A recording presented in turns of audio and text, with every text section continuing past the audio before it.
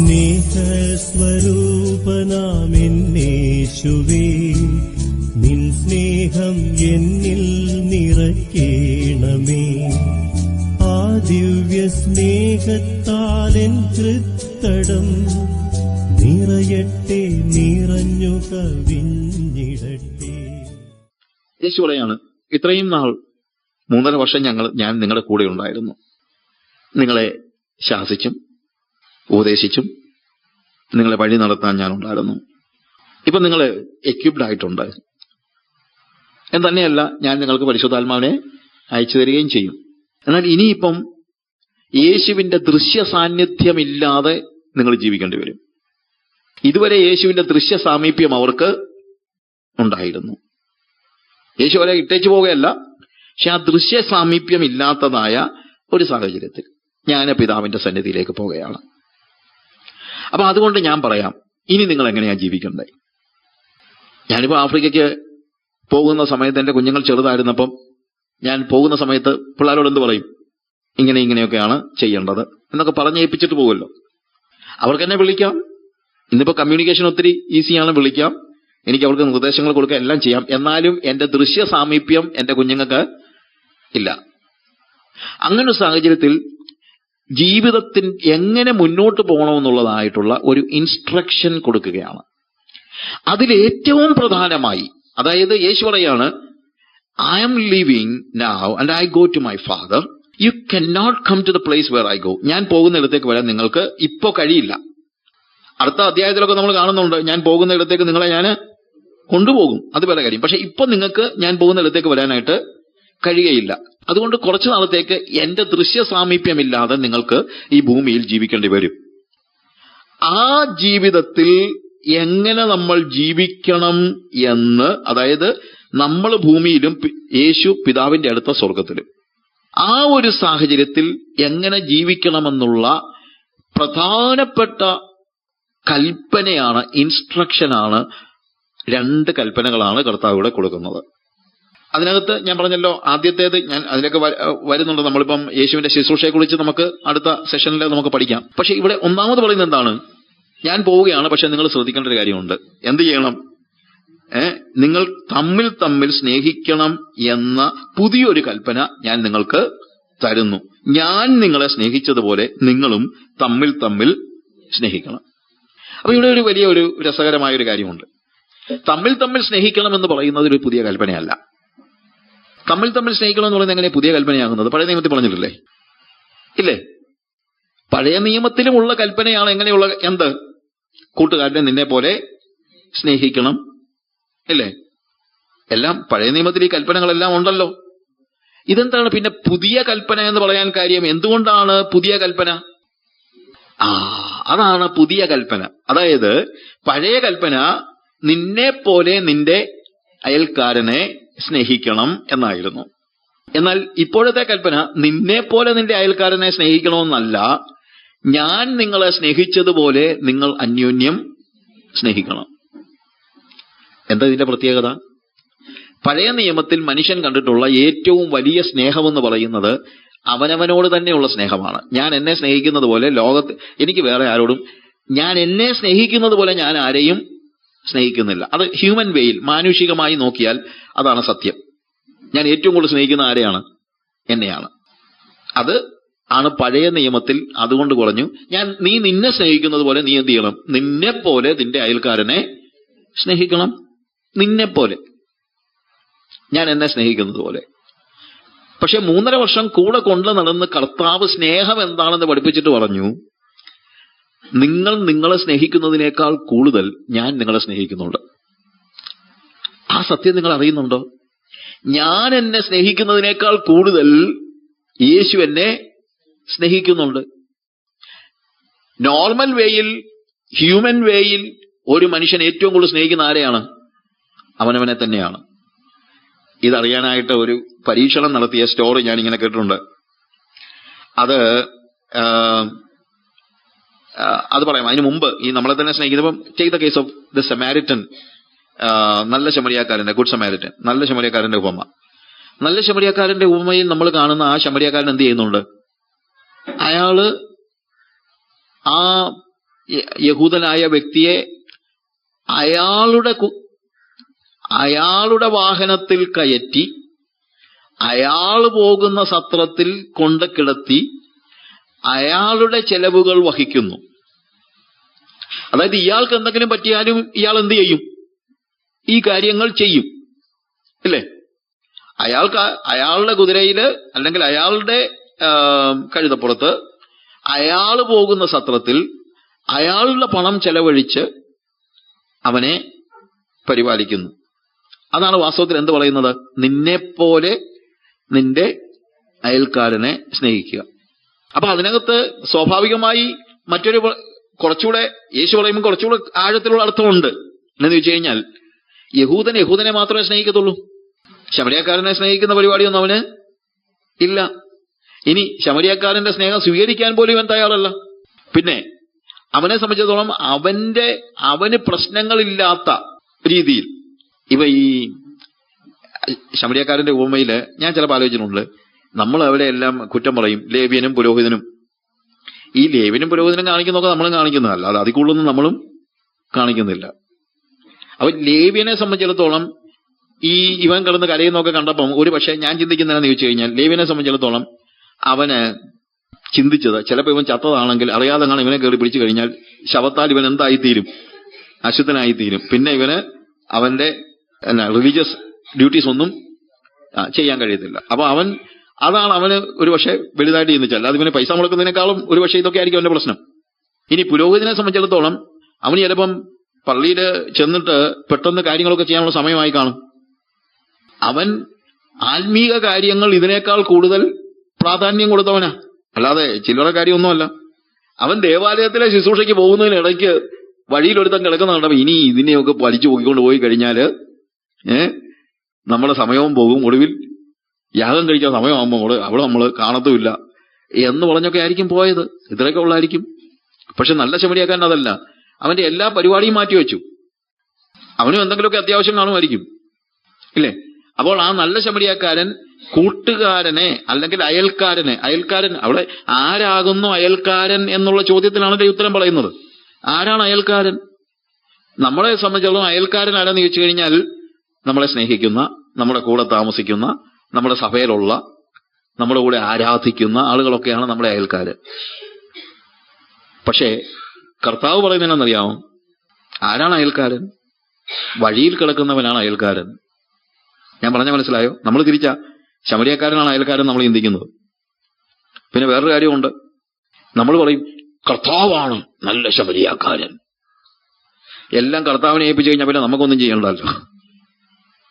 കർത്താവ് അതുദ്ദേശിച്ചൊന്നും അല്ല ആ ഉപമ പറഞ്ഞത്. ആ ഉപമ പറഞ്ഞത് ആരാണ് അയൽക്കാരെന്നുള്ള ചോദ്യത്തിനുള്ള ഉപമയാണ്, ഇല്ലേ? അല്ലാതെ നമ്മള് സ്വർഗത്തിൽ നിന്നവനായ കർത്താവ് പാപിയായി വഴിയിൽ കിടക്കുന്ന നമ്മെ കണ്ട് ഇറങ്ങി വന്ന് നമ്മളെ പൊക്കിയെടുത്തുകൊണ്ട് കൊണ്ടുപോയി സഭയാകുന്ന സത്രത്തിലാക്കി 2 വെള്ളിക്കാശ് കൊടുത്ത്, ഒന്ന് പഴയ നിയമവും ഒന്ന് പുതിയ നിയമവും. ഇങ്ങനെയൊക്കെയാണല്ലോ വ്യാഖ്യാനം പോകുന്നത്. അപ്പൊ ഞാൻ ഇങ്ങനെ വ്യാഖ്യാനിക്കുന്നവർ ചോദിക്കാറുണ്ട്, അപ്പൊ പിന്നെ ഈ ബാക്കി വന്നാൽ മടക്കത്തിലാവെന്ന് പറഞ്ഞാൽ അതെന്തോ അപ്പോക്രിഫായോ എന്തോ അത്.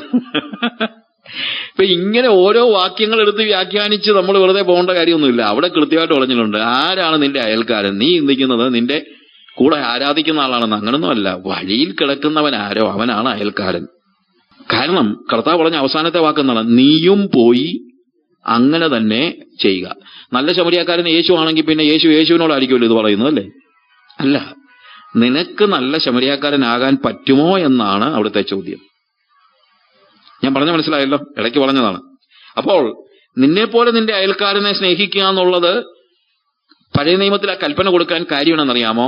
കാര്യം അന്ന് വരെ കണ്ടിട്ടുള്ള ഏറ്റവും വലിയ സ്നേഹം അവനവനോട് തന്നെയുള്ള സ്നേഹമാണ്. ഇത് തെളിയിക്കാനുള്ള ഒരു പരീക്ഷണമെന്ന് ഞാൻ പറഞ്ഞല്ലോ. അത് ഒരു ഗോറില്ല, ബിഗ് മങ്കി, ഒരു വലിയൊരു കുരങ്ങൻ, ഗൊറില്ലയെ ഒരാൾ പരീക്ഷണത്തിന് വേണ്ടി ഒരു വലിയ സ്വിമ്മിംഗ് പൂളില് ഗോറില്ലയെ അതിന്റെ കൊച്ചിനെയും കൊണ്ട് ഇറക്കി നിർത്തി. എന്നിട്ട് എന്ത് ചെയ്തെന്നറിയാമോ? ഇതിലേക്ക് വെള്ളം ഇങ്ങനെ ഒഴുക്കാൻ തുടങ്ങി. അപ്പം വെള്ളം പൊങ്ങിയപ്പോഴത്തേക്ക് കൊച്ച് ഗൊറില്ല കുഞ്ഞ് ചെറുതാണല്ലോ. അപ്പൊ അതുകൊണ്ട് വെള്ളം ഇങ്ങനെ പൊങ്ങി വന്നപ്പം ഗൊറില്ലയുടെ കുഞ്ഞ് വെള്ളത്തിലാകാതിരിക്കാൻ ഗൊറില്ല അതിനെ എടുത്ത് ഏണില് അല്ലെങ്കിൽ ഹിപ്പില് വെച്ചു. വെള്ളം പിന്നെയും പൊങ്ങി വന്നപ്പോഴത്തേക്ക് വെള്ളം ഇങ്ങനെ പൊങ്ങിക്കൊണ്ടിരിക്കുകയാണ്. ഗൊറില്ല എടുത്ത് എന്ത് ചെയ്യാന്നറിയാമോ? അതിനെടുത്ത് തോളെ വെച്ചു. വെള്ളം പിന്നെയും പൊങ്ങി വന്നപ്പോ അതിനെടുത്ത് തലയെ വെച്ചു. വെള്ളം പിന്നെയും പൊങ്ങി വന്ന് ഗൊറില്ലയുടെ മൂക്കിൽ വെള്ളം കയറിയപ്പോൾ ഈ കൊച്ചിനെ താഴോട്ടിട്ട് അതിനെ മണ്ടയ്ക്ക് കയറി നിന്നു. ഞാൻ പറഞ്ഞ മനസ്സിലായോ? അപ്പൊ എന്താ മനസ്സിലാക്കാൻ പറ്റുന്നത് ഇതിനകത്ത്? ഗൊറില്ല ഏറ്റവും കൂടുതൽ സ്നേഹിക്കുന്നത് ആരെയാണ്? അതിനെ തന്നെയാണ്. ആ സ്നേഹമാണ് മാനുഷികമായി നമുക്ക് മനസ്സിലാകുന്ന നോർമൽ വേയിലുള്ള ഏറ്റവും വലിയ സ്നേഹം എന്ന് പറയുന്നത്. പക്ഷെ കർത്താവ് പറയുന്നു, നോ, അതിനപ്പുറത്ത് ഞാൻ നിന്നെ സ്നേഹിച്ചിട്ടുണ്ട്. ആ സ്നേഹമല്ല യേശുവിന്റെ സ്നേഹം. നീ സ്നേഹിക്കേണ്ടത് നിന്നെപ്പോലെ നിന്റെ അയൽക്കാരനെ സ്നേഹിച്ചാൽ പോരാ, അതിനപ്പുറത്ത്. അത് ഒരു മാതൃക ഇല്ലാതിരുന്ന, അല്ലെങ്കിൽ ഒരു മാതൃക കാണിച്ചു കൊടുക്കാനില്ലാതിരുന്ന കാലത്ത് കിട്ടിയ കൽപ്പനയാണ്. പക്ഷെ ഞാനൊരു മാതൃക കാണിച്ചു തന്നിട്ടുണ്ട്. ഞാൻ എന്നെ സ്നേഹിക്കുന്നതിലുപരി, നീ നിന്നെ സ്നേഹിക്കുന്നതിലുപരി ഞാൻ എന്ത് ചെയ്തിട്ടുണ്ട്? നിന്നെ സ്നേഹിച്ചിട്ടുണ്ട്. യു സി, യേശുവിനെ സ്നേഹിക്കുന്നതിലുപരി എന്നെ സ്നേഹിച്ചു. അതുകൊണ്ടാണ് കൂട്ടുകാരനെ നിന്നെ പോലെ സ്നേഹിച്ചാൽ പോരാ, നിന്നേക്കാൾ അപ്പുറത്ത് സ്നേഹിക്കാൻ കഴിയുന്ന, അതാണ് ക്രിസ്തീയ സ്നേഹം എന്ന് പറയുന്നത്. നമ്മൾ റോമാലേഖനം 5-ാം അധ്യായത്തിൽ ഈ സ്നേഹത്തെക്കുറിച്ച് പറയുന്ന ഒരു വേദഭാഗമുണ്ട്. അതിന്റെ 5-ാം അധ്യായത്തിന്റെ 6 മുതലുള്ള വാക്യങ്ങൾ വായിക്കുമ്പോൾ, റോമാലേഖനം 5-ാം അധ്യായത്തിന്റെ 6 മുതലുള്ള വാക്യങ്ങളിൽ, നാം ബലഹീനരായിരിക്കുമ്പോൾ തന്നെ ക്രിസ്തു തക്ക സമയത്ത് അഭക്തർക്ക് വേണ്ടി മരിച്ചു.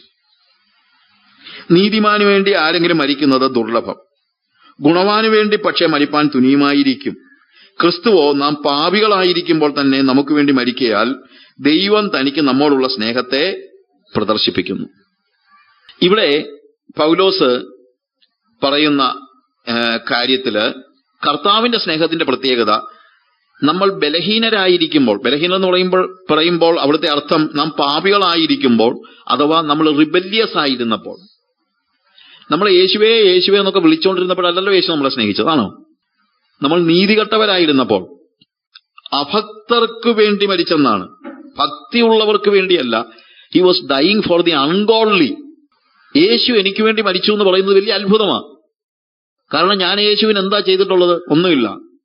എനിക്ക് വേണ്ടി മരിക്കത്തക്ക രീതിയിൽ എനിക്ക് യാതൊരു ക്വാളിറ്റിയും ഒരിക്കലും ഉണ്ടായിരുന്നില്ല. നമ്മളെ എല്ലാം മനസ്സിലാക്കേണ്ട കാര്യം. അതിനകത്ത് 3 പേരുടെ കാര്യം പറയുന്നു. നീതിമാനു വേണ്ടി ആരെങ്കിലും മരിക്കുന്നത് ദുർലഭം, ഗുണവാനു വേണ്ടി പക്ഷേ മരിപ്പാൻ തുനിയുമായിരിക്കും. അപ്പൊ നീതിമാൻ, ഗുണവാൻ. പക്ഷേ ക്രിസ്തുവോ നാം പാപികളായിരിക്കുമ്പോൾ തന്നെ നമുക്ക് വേണ്ടി മരിക്കയാൽ. അപ്പം നീതിമാൻ, ഗുണവാൻ, പാപി. നീതിമാനു വേണ്ടി പോലും ഒരാൾ മരിക്കുന്നത് അങ്ങനെ ദുർലഭമായ കാര്യം. അങ്ങനെ നടക്കത്തൊന്നുമില്ല. അങ്ങനൊന്നും സാധാരണ ഒന്നുമല്ല. ഞാനിപ്പം ഇവിടുന്ന് നമ്മള് ഇങ്ങോട്ട് വരുന്ന വഴിക്ക്, ഇപ്പം വെള്ളിക്കുളങ്ങര ഞാൻ അങ്ങോട്ട് പോകുന്ന വെള്ളിക്കുളങ്ങര ജംഗ്ഷനിലോട്ട് ഞാൻ ഇറങ്ങുന്ന സമയത്ത് ഒരുത്തൻ വഴിയെ പോയ ഒരുത്തനെ കുത്തിക്കൊല്ലുകയാണെന്ന്, കുത്താൻ വേണ്ടി പിച്ചാത്തിയും കൊണ്ട് ഓടിക്കുക. നിങ്ങൾക്ക് രണ്ടുപേരെ അറിയാം. ഈ ഓടുന്ന മനുഷ്യൻ വളരെ നീതിമാനും ഇവൻ ഒരു കവർച്ചക്കാരനുമാണ്, കള്ളനാ. അപ്പൊ ഒരു കള്ളൻ ഒരു നീതിമാനായ വ്യക്തിയെ കൊല്ലാനായിട്ട് ഓടിക്കുക. നിങ്ങൾ എന്ത് ചെയ്യും? നിങ്ങൾ ഓടിച്ചെന്നിട്ട് പറയോ, അവനെ കൊല്ലരുത്, അവൻ നീതിമാനാ, നീ എന്നെ കൊല്ല്, അവന് പകരം എന്നെ കൊല്ല് എന്നൊക്കെ പറഞ്ഞോളൂ ചെല്ലോ. അത് ദുർലഭമാണ്, അല്ലേ? നീതിമാൻ, നമുക്ക് ബന്ധമൊന്നുമില്ല. ബന്ധമുള്ളവരാണെങ്കിൽ പിന്നെയും വേണ്ടുകയില്ല. എനിക്കൊരു ബന്ധവുമില്ലാത്ത വഴി വെച്ച് ഒരുത്തൻ അനീതിയായി ഒരുത്തനെ കൊല്ലുന്നത് കാണുമ്പോൾ അവന് പകരം മരിക്കാനൊന്നും ഞാൻ ഓടിച്ചെല്ലത്തൊന്നുമില്ല. എനിക്കറിയത്തില്ല നിങ്ങളാരെങ്കിലും ഓടിച്ചെല്ലുമെന്നൊന്നും. നോർമൽ വേയി നമ്മൾ പറയും, that is not my business. പിച്ചാത്തി കൊണ്ട് അവൻ നടക്കുന്ന കാണുമ്പോൾ എനിക്കും പേടി. ഇനി അവൻ എന്നെ കാണാൻ കുത്തിയാലോ എന്നുള്ള പേടി എനിക്കുണ്ട്. ഞാൻ അവനെ പിടിച്ചു മാറ്റാൻ പോലും ചിലപ്പം പരിശ്രമിച്ചില്ലെന്നിരിക്കും, എനിക്ക് ആരോഗ്യമില്ലെങ്കിൽ. ആരോഗ്യമുണ്ടെങ്കിൽ പിന്നെ വേണ്ടുകയില്ല. ഈ പിച്ചാത്തിയോട് തോക്കും കൊണ്ട് നിൽക്കുകയാണെന്ന് വെച്ചോ, ഇപ്പൊ കൊല്ലുമെന്ന് പറഞ്ഞോണ്ട് നിൽക്കുമ്പോഴത്തേക്ക് ഞാനങ്ങോട്ടും എന്റെ ഷർട്ടൊക്കെ അങ്ങോട്ട് വലിച്ചു കയറി കൊല്ലടാ എന്നെ, അവനെ വിട് എന്നൊന്നും പറഞ്ഞോണ്ടൊന്നും ചാടിക്കേറി ചെല്ലത്തക്ക രീതിയിലുള്ള അത്രയ്ക്കുള്ള ഇതൊന്നും എനിക്ക് ഇല്ല. ഗുണവാനു വേണ്ടി ഒരു പക്ഷെ ആരെങ്കിലും മരിക്കുമായിരിക്കാം.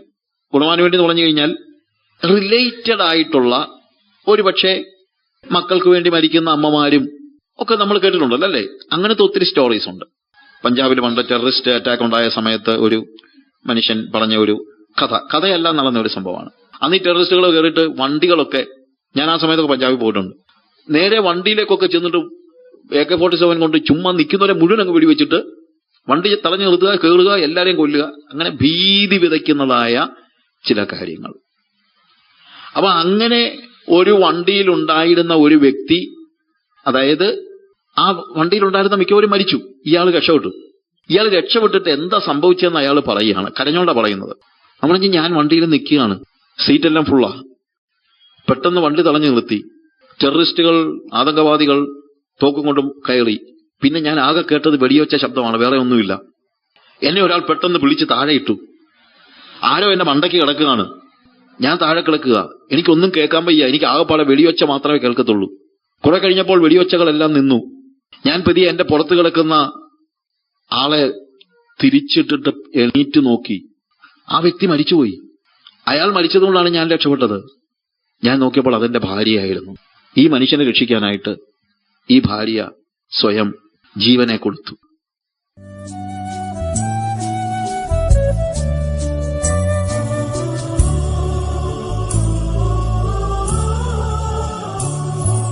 സ്നേഹസ്വരൂപനാമെന്നേശുവേ, നിൻ സ്നേഹം എന്നിൽ നിറയ്ക്കണമേ. ആ ദിവ്യ സ്നേഹത്താലെൻ ഹൃത്തടം നിറയട്ടെ, നിറഞ്ഞു കവിഞ്ഞിടട്ടെ. സ്നേഹസ്വരൂപനാമെന്നേശുവേ, നിൻ സ്നേഹം എന്നിൽ നിറയ്ക്കണമേ. ആ ദിവ്യ സ്നേഹത്താലെൻ ഹൃത്തടം നിറയട്ടെ, നിറഞ്ഞു കവിഞ്ഞിടട്ടെ.